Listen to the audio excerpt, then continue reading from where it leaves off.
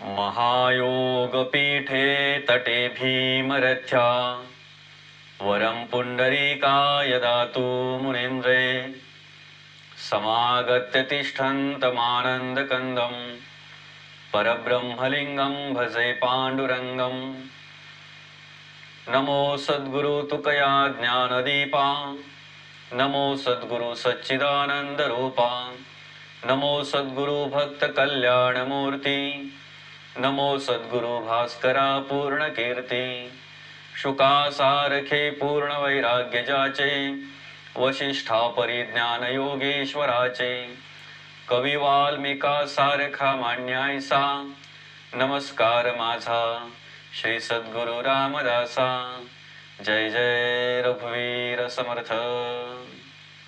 रामकृष्ण हरी। आजचा जो आपला सेवेचा भाग आहे तो भाग क्रमांक 282. आपण विवरण घेत आहोत दासबोध ह्या ग्रंथातील पहिल्या दशकातील 5व्या समासावर। संत स्तवन नाम या समासावर विवरण घेत असताना आपण मागच्या 281व्या भागामध्ये संत स्तवन याच्यावर आपण थोडक्यात विवरण घेतलं आणि त्या ठिकाणी विवरण घेत असताना या संत स्तवन नाम या समासातील पहिली ओवी, आता वंदिन सज्जन जे परमार्थाच्या अधिष्ठान, जयेचेनी गुह्य ज्ञान प्रगटेचेनी, या ओवीवर आपण विवरण घेतलं। आज या भाग क्रमांक 282 मध्ये ओवी क्रमांक 2 पासून आपण विवरण घेणार आहोत। संतांचं स्तवन करत असताना त्या ठिकाणी समर्थ ओळख करून देतात की संत कोणाला म्हणावं, संतांचं कार्य काय असतंय, संत कशा प्रकारे कार्य करत असतात, आणि मग त्याची ओळख करून देत असताना समर्थ या दुसऱ्या ओवीमध्ये जे वस्तू परम दुर्लभ जयेचा अलभ्य लाभ, तेची होय सुलभ संत संगे करुणी। समर्थ म्हणतात संत कोणाला म्हणावं किंवा संतांचं कार्य कशा प्रकारे असतंय, संतांचं सामर्थ्य कशा प्रकारे असतंय। जे वस्तू परम दुर्लभ, ज्या देवाची ओळख घेण्यासाठी, ज्या देवाला शोधण्यासाठी, ज्या देवाला पाहण्यासाठी, ज्या देवाची प्रचिती घेण्यासाठी मनुष्य अनेक प्रकारे खटाटोप करत असतो, अनेक प्रकारचे प्रयत्न करत असतो,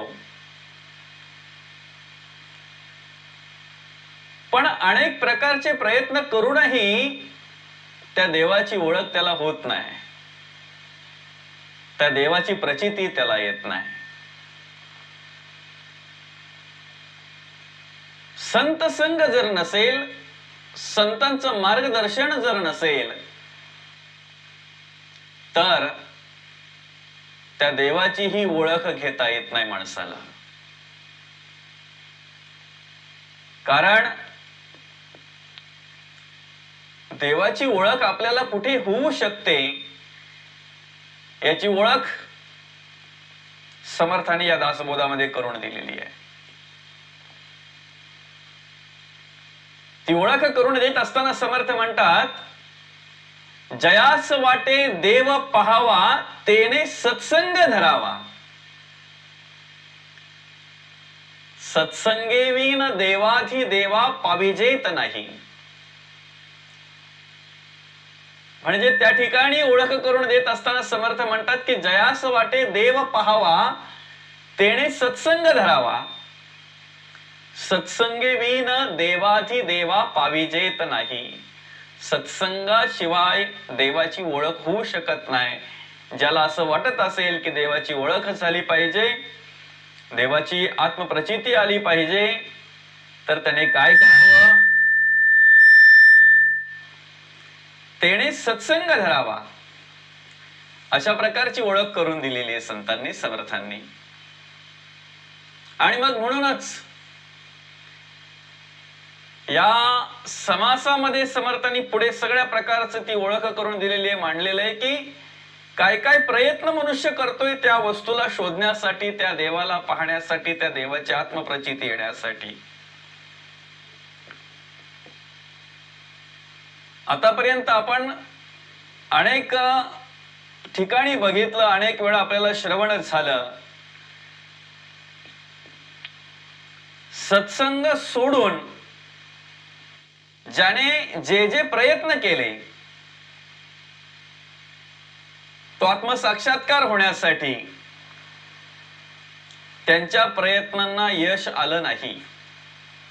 पण संतांच्या पावलावर पाऊल ठेवून आणि सत्संगाला येऊन संतांचा संग करून संतांच्या मार्गदर्शनाप्रमाणे ज्याने वाटचाल केली त्यांना त्या वस्तूची, त्यांना त्या देवाची ओळख, ती आत्मप्रचिती तात्काळ झालेली आहे. हे आपण अनेक ठिकाणी वाचतोय, पाहतोय, अनुभवतोय. या ठिकाणी ओळख करून देत असताना समर्थ म्हणतात की जे वस्तू परम दुर्लभ, जी वस्तू परम दुर्लभ आहे, सहज मिळत नाही, सहज जर मिळत असती तर अनेकांना त्याची प्राप्ती झाली असती, अनेकांना सहज त्याची प्राप्ती करून घेता आली असती. पण हे आत्मप्रचितीने समर्थाने या ठिकाणी मांडलेलं आहे की ती परम दुर्लभ आहे, सहज प्राप्त होत नाही.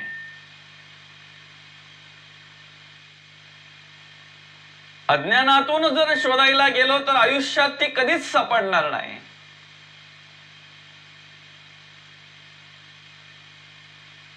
आपल्या तोडक्या मोडक्या ज्ञानातून जर शोधायला गेलो तर त्या ठिकाणी भ्रम निर्माण होईल, संदेह निर्माण होईल,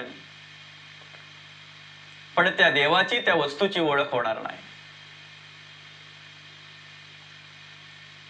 कारण त्याचं कार्यच असं आहे की दिसतो तरी देहधारी परी काहीच नाही अंतरी, तयासी पाहता वरी वरी कळेल कैचा.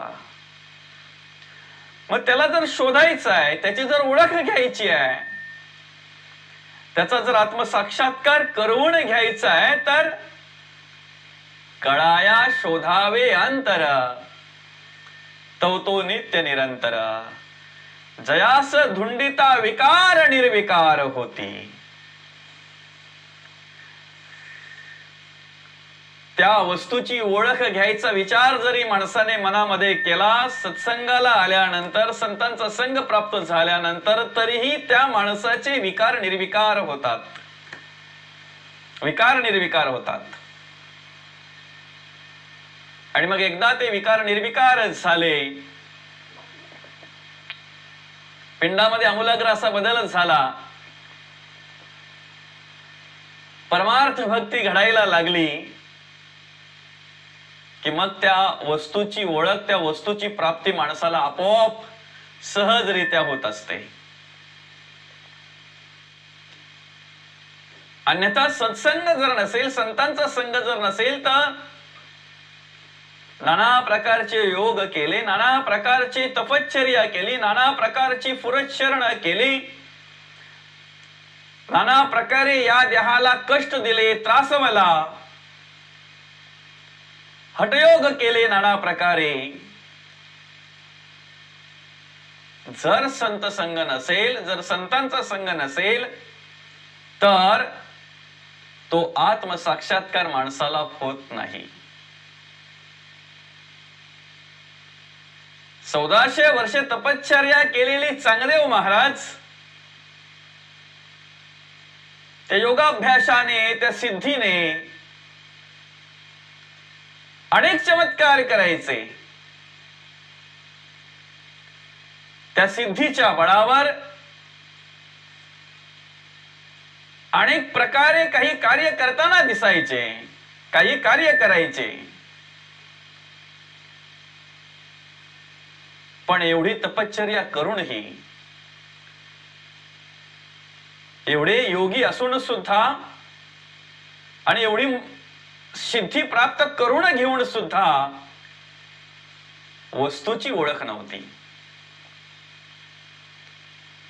जो परब्रह्माचा आत्मसाक्षात्कार व्हायला हवा, जो देवाचा आत्मसाक्षात्कार व्हायला हवा, तो आत्मसाक्षात्कार झालेला नव्हता. म्हणून मुक्ताईंना त्या ठिकाणी गुरुस्थानी उभं राहावं लागलं. मुक्ताईंना अर्थात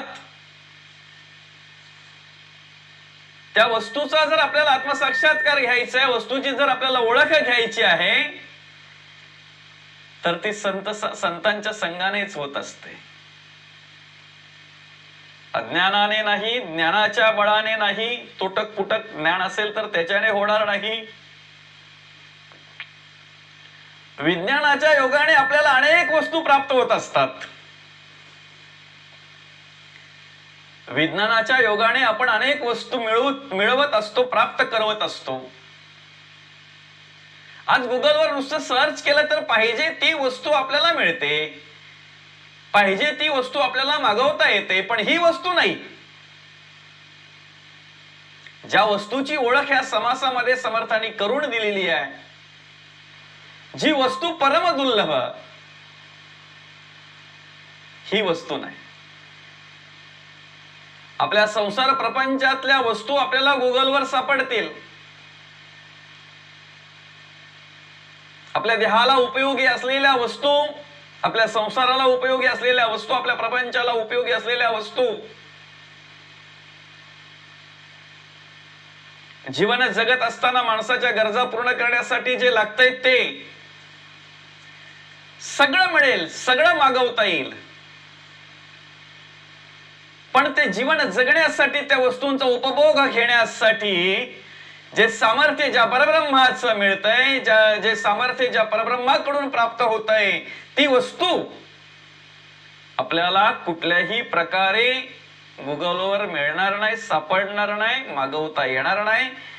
ती वस्तू फक्त आणि फक्त संतांच्या कृपेने प्राप्त होत असते. दुर्लभ आहे ती, म्हणून मांडलेला आहे. जी वस्तू परम दुर्लभ, जयेचा अलभ्य लाभ. अलभ्य लाभ म्हणजे एकदा त्या वस्तूची प्राप्ती झाली ना की मग माणसाला पुढे कुठल्याही प्रकारची वस्तूची अपेक्षा करायला लागत नाही. आपण संसारामध्ये एखाद्या वस्तूची जर अपेक्षा केली तर ती वस्तू प्राप्त झाल्यानंतर माणसाची आशा वाढत जाते. तो अजून अपेक्षा करत असतो, अरे हे मिळालं, ते मिळालं तर बरं होईल, ते मिळालं, अजून ते मिळालं तर बरं होईल. अशा प्रकारे त्याची आशा वाढत जाते. आपल्या जीवन जगत असताना, आयुष्यामध्ये कार्य करत असताना जे काही आपल्या गरजा आहेत, अन्न वस्त्र निवारा, त्या गरजा पूर्ण करण्यासाठी, त्या गरजा भागविण्यासाठी एखाद्या गोष्टीची, एखाद्या वस्तूची आपण प्राप्ती व्हावी अशी इच्छा करावी आणि तिची प्राप्ती व्हावी आपल्याला. तेवढ्यात मनुष्य तृप्त होत नाही. पुन्हा त्याच्याकडे अपेक्षा, आशा निर्माण होते, अरे हे मिळाले, आता ते पण मिळालं पाहिजे. त्या संसार प्रपंचातल्या वस्तू झाल्या ज्या मिळाल्यानंतर ही माणसाची आशा शिल्लक राहते. ज्या मिळाल्यानंतरही माणसाला असं वाटतं की हे मिळालंय, अजून ते मिळालं पाहिजे,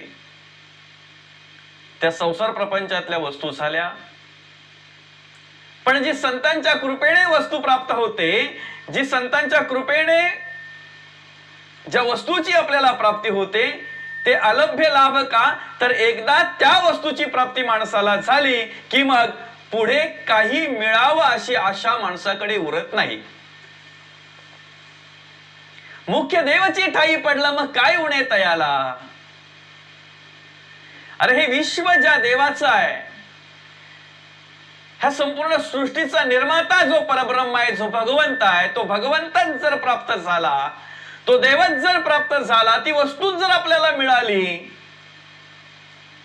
तर त्या सृष्टीतलं काय मिळावं अशी आशा राहील त्याच्याकडे. कुठल्याही प्रकारची आशा उरत नाही. कुठल्याही प्रकारे वेगळ्या प्रकारची वस्तू मिळावी असा विचार त्या ठिकाणी उरत नाही, असा विचार त्या ठिकाणी येत नाही. फक्त आणि फक्त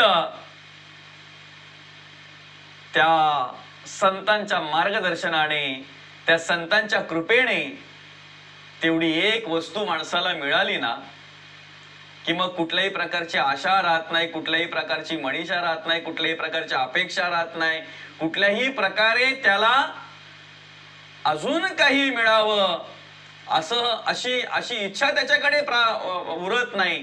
तर त्या ठिकाणी एकदा ती वस्तू प्राप्त झाली, एकदा त्या परब्रह्माची प्राप्ती झाली की मग सर्वांगाने तो मनुष्य तृप्त होतो.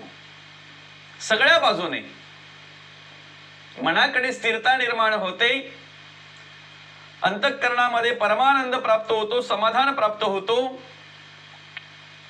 आणि केवळ आणि केवळ जी वस्तू प्राप्त झालेली असते संतांच्या कृपेने, जयेचा अलभ्य लाभ अशी वस्तू संतांच्या कृपेने जी प्राप्त होते, त्या वस्तूच्या स्मरणात अखंड तो कार्य करत असतो. तो साधक, तो भक्त त्या वस्तूच्या स्मरणामध्ये अखंड कार्य करत असतो. म्हणून या ठिकाणी समर्थ ओळख करून देतात की जी वस्तू परम दुर्लभ, जयेचा अलभ्य लाभ. आता मग अशी परम दुर्लभ जी वस्तू आहे, जी वस्तू मिळाल्यानंतर, प्राप्त झाल्यानंतर अजून काही मिळावं अशी आशाच माणसाकडे उरत नाही, अशी इच्छाच माणसाकडे उरत नाही. का तर त्या ठिकाणी पूर्णपणे पूर्णत्व किंवा पूर्णपणे तृप्ती निर्माण होते. अशा प्रकारची वस्तू कधी प्राप्त होते, केव्हा प्राप्त होते? तेची होय सुलभ संत संगे करुणे. ती वस्तू अतिशय सोप्या रीतीने, अतिशय कुठल्याही प्रकारे देहाला त्रास कष्ट न देता ठाईच बैसोनी करा एक चित्त, आवडी अनंत आळवावा. फक्त त्या भगवंताचं स्मरण करावं, संतांचं मार्गदर्शन आणि संतांच्या पावलावर पाऊल ठेवून चालावं. तेची होय सुलभ, अतिशय सोप्या पद्धतीने त्या वस्तूची ओळख, त्या वस्तूची प्राप्ती संतांच्या कृपेने होत असते. संत संगे करुणी असं मांडलंय ते. संतांचा संग जर असेल तर त्या वस्तूची ओळख आपल्याला होणार आहे, त्या वस्तूची प्राप्ती आपल्याला होणार आहे. तेची होय सुलभ म्हणजे नाना प्रकारचा सायास करून, नाना प्रकारचे उपवास करून, नाना प्रकारचे या देहाला त्रास देऊन, कष्ट देऊन, वेगवेगळ्या प्रकारचे योग करून, वेगवेगळ्या प्रकारे इंद्रियांचं दमन करून, वेगवेगळ्या प्रकारे अनेक प्रकारचे प्रयत्न करून जी वस्तू प्राप्त होत नाही, ती वस्तू संतांच्या कृपेने सहज सोप्या मार्गाने प्राप्त होत असते. आणि तो साधा सोपा मार्ग संतांनी दाखवलेला आहे. त्या देवाची प्राप्ती करून घेण्याचा मार्ग,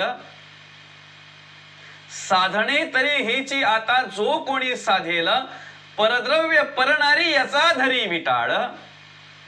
जी सूत्र आहेत परमार्थाची, त्या सूत्राचं आचरण करणं, त्या सूत्राप्रमाणे राहणं, अर्थात परधन भयाव, परपीडा पापाय, परश्री माता भगिनी, मातृदेव भव, पितृदेव भव, आचार्य देव भव आणि अतिथी देव भव. स्वस्वरूपी राहणे हा स्वधर्म, देव देश आणि धर्म याची जाणीव झाली, याची ओळख झाली. आणि या सगळ्या गोष्टी कळण्यासाठी संतांचं मार्गदर्शन प्राप्त झालं. मग त्या वस्तूची प्राप्ती आपोआप माणसाला होत असते, सहज होत असते. त्यासाठी वेगळा असा काही खटाटोप, वेगळा असा काही प्रयत्न करावा लागत नाही. एकदा कर्म आचरणामध्ये बदल झाला, परमार्थ भक्ती कळली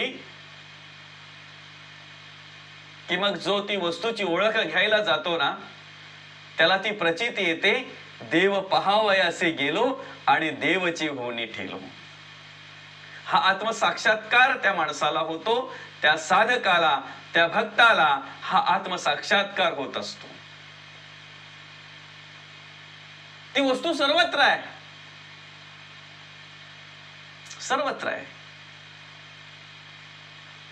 जळी स्थळी काष्टी पाषाणी सभाई अभ्यंतरी तू भरून उरलेली आहे. कृतातही होती, त्रेतातही होती, द्वापारातही होती, आज कलियुगातही आहे. आणि आहे म्हणून समर्थ तिसऱ्या ओळीमध्ये सांगतात, वस्तू प्रगटची असे पाहता कोणासीच न दिसे, नाना साधने सायासे न पडे ठाई. कशी ओळख करून दिली बघा समर्थांनी. जर संत संग नसेल, संतांचा संग नसेल, तर कितीही जरी सायास केले, कितीही जरी देहाला त्रास दिला, कष्ट केले, तरी ती वस्तू प्राप्त होत नाही. एक साधं उदाहरण समर्थांनी दाखवलं, एक साधं उदाहरण संतांनी या ठिकाणी सांगितलं. ज्या ठिकाणी वस्तू हरवलेली आहे त्याच ठिकाणी जर आपण शोधली तर ती मिळणार आहे आपल्याला. जी वस्तू आपल्याला शोधायची आहे ती वस्तू कशी आहे हेही आपल्याला माहिती पाहिजे. जी वस्तू आपल्याला सापडावायची आहे ती दिसायला कशी आहे, तिचा आकार कसा आहे, ती कशा पद्धतीची आहे, हे सगळं आपल्याला माहिती पाहिजे. सगळ्या प्रकारचं ज्ञान पाहिजे. आणि ती कुठे हरवलेली आहे ती जागा माहिती पाहिजे. एकतर ती वस्तू कशी आहे हे माहिती नाहीये, तिचा आकार कसा आहे ते माहिती नाही, तिचा रंग कसा आहे ते माहिती नाहीये, ती दिसायला कशी दिसते हेही माहिती नाहीये, आणि ती कुठे हरवलेली आहे हेही माहिती नाहीये. फक्त हरवलेली आहे एवढं माहिती झालं आणि तो शोधायला निघाला. काय सापडेल सांगा? मग कितीही सायास केले, कितीही प्रयत्न केले, कितीही अट्टहास केला तरी ती वस्तू सापडणार नाही. जर शोधायची आहे तर सर्वप्रथम ती दिसायला कशी आहे, तिचा आकार कसा आहे, रंग कसा आहे, ती कशा प्रकारची आहे, ही ओळख प्रथम घेतली पाहिजे. आणि ती कुठे हरवलेली आहे हे माहिती करून घेतलं पाहिजे. वस्तू हरवलेली आहे घरामध्ये आणि शोधायला गेला अंगणात. रात्रंदिवस जरी शोध घेतला अंगणामध्ये घरात हरवलेल्या वस्तूचा, तरी ती अंगणात सापडणार नाही. ज्या ठिकाणी ती हरवलेली आहे त्या ठिकाणी जर आपण शोधली तर नक्कीच सापडेल. तसंच आहे या ठिकाणी ज्या वस्तूची ओळख संत करून देतात तो देव आहे कसा, कशा पद्धतीचा आहे, कशा प्रकारचा आहे, कसा दिसतोय, त्याची अनुभूती काय, त्याची प्रचिती काय, त्याचा आत्मसाक्षात्कार काय, तो मिळाला याची खूण काय आहे, तो कोणाला मिळालेला आहे, तो कुठे हरवलेला आहे, तो सापडेल कुठे, कसा सापडेल, शोधण्याचा मार्ग काय आहे, हे सगळं जोपर्यंत कळत नाही ना तोपर्यंत त्याची ओळख होणार नाही. खर तर संत काय म्हणतात, वस्तू प्रगटची असे जळी स्थळी काष्टी पाषाणी सभाई अभ्यंतरी भरून उरलेला आहे. चारी खाणी चारी वाणी 84 लक्ष जीव योनीमध्ये तो देव भरून उरलेला आहे. प्रगटची असे आणि आहे म्हणून तर या सृष्टीचं सगळं कार्य चालतंय. देवाला भेटायला देव तीर्थक्षेत्री जातोय, पण जो देव देवाला भेटासाठी तीर्थक्षेत्री जातोय त्या देहालाच माहिती नाहीये की तो निर्गुण देव आपल्या अंतरामध्ये आत्मा म्हणून कार्य करतोय. त्याच्याच मूर्तीचं दर्शन घ्यायला आपण तीर्थक्षेत्राला चाललेलो आहोत. तोच ज्या वेळेला सगुण रूपात आलेला कार्य करण्यासाठी त्यांनी केलेलं त्या ठिकाणी ते कार्य, त्या कार्याची ओळख घेण्यासाठी ज्या रूपामध्ये तो आला त्या रूपाची ओळख घेण्यासाठी आपण त्या ठिकाणी चाललेलो आहेत. त्या निर्गुण ब्रह्माला घेऊन, त्या अंतरात्म्याला घेऊन. वस्तू प्रगटची असे, फक्त पाहता आली पाहिजे, शोधता आली पाहिजे, त्यासाठी ज्ञान दृष्टी पाहिजे. जगी पाहता चर्मचक्षी न लक्षे, जगी पाहता ज्ञान चक्षी न रक्षे. या चामड्याच्या डोळ्याने त्याला आपण पाहू शकत नाही, त्यासाठी ज्ञानचक्षू पाहिजे जे संतांच्या कृपेने प्राप्त होतात. वस्तू प्रगटची असे पाहता कोणाशीच न दिसे. का न दिसे? संत संग नाही, संतांचा संग नाही, संतांचं मार्गदर्शन नाही, कुठे शोधायचं ते कळत नाही, कसं शोधायचा तो मार्ग माहिती नाही, कुठे शोधायचं ते ठिकाण माहिती नाही. म्हणून संतांनी ओळख करून दिलेली आहे. कुठे शोधिशी रामेश्वर आणि कुठे शोधिशी काशी, तोच देवांतरी आहे ना. तीर्थक्षेत्री गेलं पाहिजे, त्या ठिकाणी जाऊन त्या देवाची ओळख घेतली पाहिजे, त्या ठिकाणी जाऊन त्या ठिकाणी त्या देवाने केलेल्या कार्याची ओळख घेतली पाहिजे. तर सगुण रूपाची ठेव जी ती त्या ठिकाणी आहे, त्या सगुण रूपाच्या ठेवीची आपण ओळख घेतली पाहिजे, दर्शन घेतलं पाहिजे. मूर्ती रूपाने त्या ठिकाणी देव जो आहे त्याची ओळख घेतली पाहिजे, दर्शन घेतलं पाहिजे, तिथे स्मरण केलं पाहिजे, चिंतन केलं पाहिजे. दर्शन घेता घेता संपूर्ण त्या ठिकाणी त्या देवाचं चरित्र आपण स्मरण केलं पाहिजे, आठवलं पाहिजे त्या देवाने कशा प्रकारे कार्य केलेलं आहे. आळंदीला गेल्यानंतर माऊली ज्ञानोबांचं संपूर्ण चरित्र डोळ्यासमोर आलं पाहिजे. त्या ठिकाणी जो परमार्थ त्यांनी केला, ज्या पद्धतीने त्यांनी परमार्थ केला, भक्ती केली, त्या प्रकारची भक्ती, त्या प्रकारचं तो परमार्थ आपल्याकडून घडावा म्हणून त्यांच्याकडे ती प्रार्थना करता आली पाहिजे, सामर्थ्य मागता आलं पाहिजे.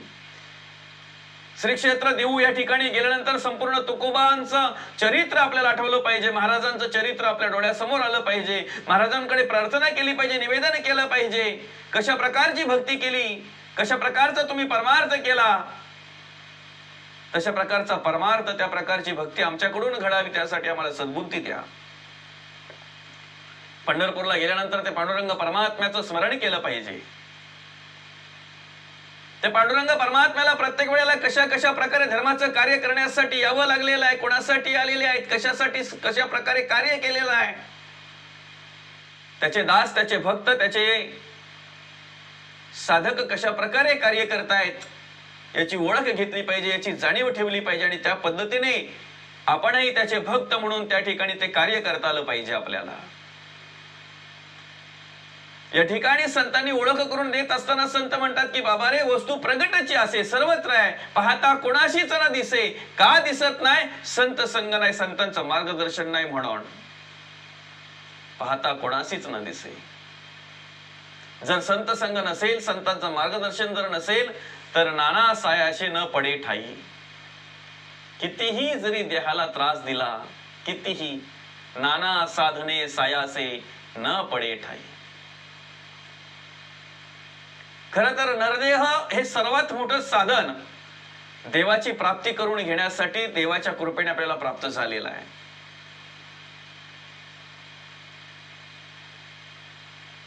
बहुत जन्माच्या सेवटी जेणे चुके आटाटी, तो हा नरदेह करी भेटी भगवंताची.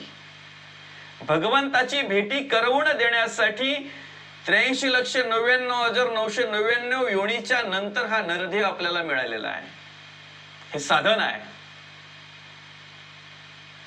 आणि मग हे नरदेह म्हणून साधन मिळालेलं आहे तुम्हा मला. आता मग त्या परब्रह्माची प्राप्ती करून घेण्यासाठी संतांनी जे साधन पुढे केलेलं आहे ते साधन आपल्याला घेता आलं पाहिजे, हाताळता आलं पाहिजे. त्या साधनाचा विचार आपण केला पाहिजे. ती उपासना, ती देवपूजा, ते नामस्मरण, त्यांच्या वाङ्मयाचा अभ्यास तो आपण केला पाहिजे. अन्यथा कितीही जरी वेगवेगळ्या प्रकारची साधनं घेतलीत तरी तो ठाई पडणार नाही.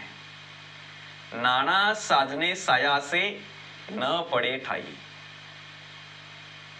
एक सत्संग जर नसेल तर कितीही जरी या देहाला कष्टविला, कितीही या देहाला त्रास दिला, तरीही तो देव, ती वस्तू आणि त्या वस्तूची ओळख आपल्याला होणार नाही.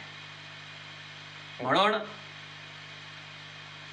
फक्त आणि फक्त संतांच्या गुणे, संतांच्या संघानेच त्या देवाची प्राप्ती होत असते, त्या देवाची ओळख होत असते, त्या वस्तूची ओळख होत असते. अशा प्रकारची स्तवन या ठिकाणी समर्थांनी केलेलं आहे.